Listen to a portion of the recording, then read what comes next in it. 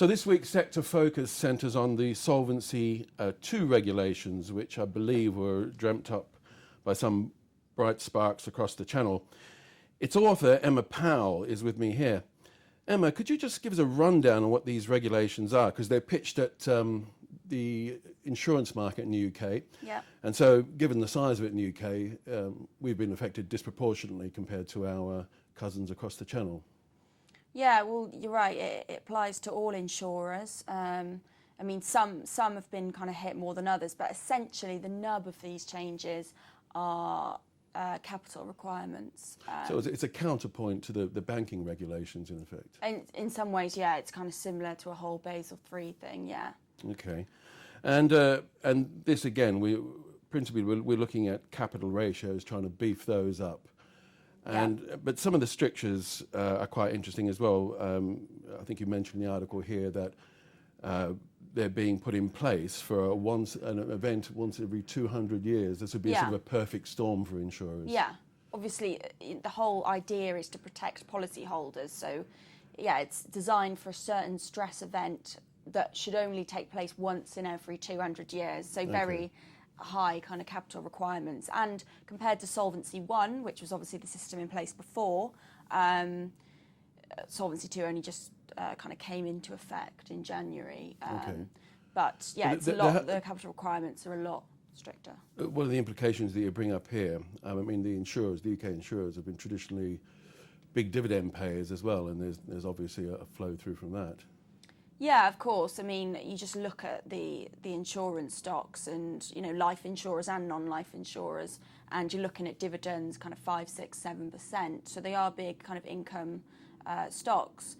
One of the concerns, I guess, would be, because obviously if you've got to hold, in a similar way to the banks, I guess, if you've got to hold a certain amount of capital on your balance sheet, so a concern would be that, you know, we're not going to be paying out as much cash in dividends.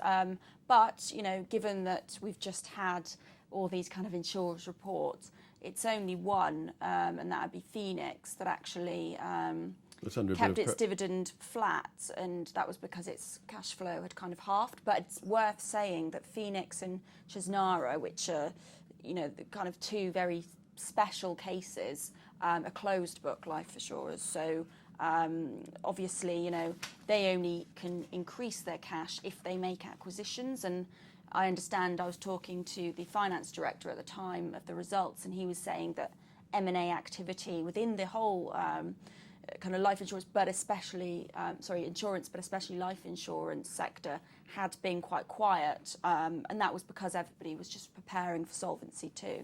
Well, there's been strategic changes to the life insurance as well, with some of them moving on to effectively manage money too. Yeah.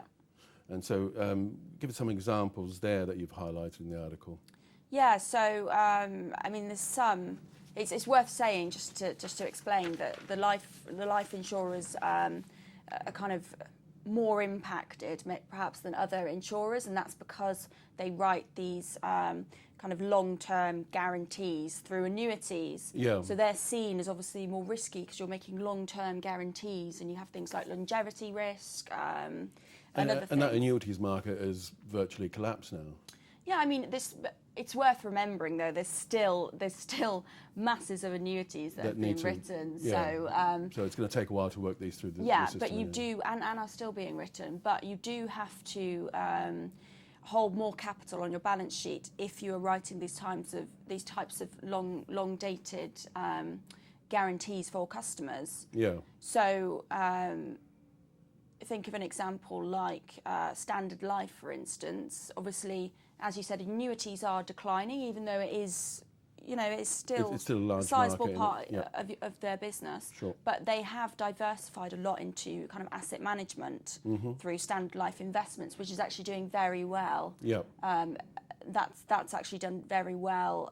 Let's provide a template, but presumably not all life insurers will be going down that road. No, not all life insurers will be going down that route.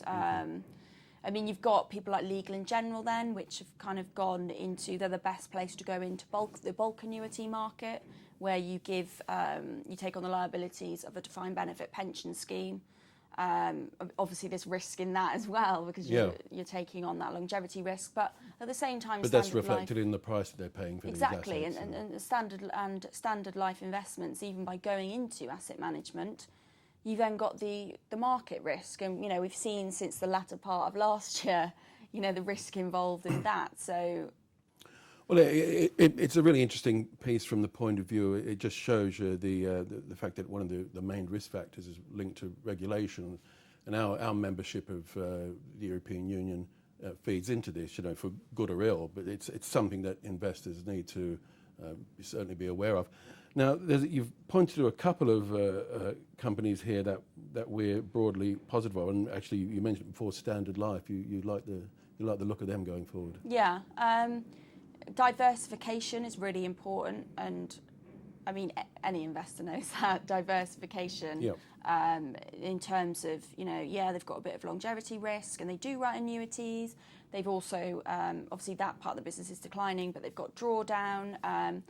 The Standard Life Investments is doing very well at the moment. It suggests as well that management is a focus as well. In light of the changes. Yeah, definitely. I mean, Solvency II, the whole of last year, and even now, because there's a transitional, a kind of transitional period until all the rules have to be fully complied with. Right. It's a 16-year period, so this is a long-running thing. Oh, okay. Yeah. Okay. Well, it's actually quite a fascinating piece there, and well put together as well. So thanks very much, Emma. Next week, I believe that Harriet Russell will be talking to Mark Robinson, that's me, of course, about agricultural markets in the wake of the Syngenta takeover by ChemChina. But until then, thanks very much.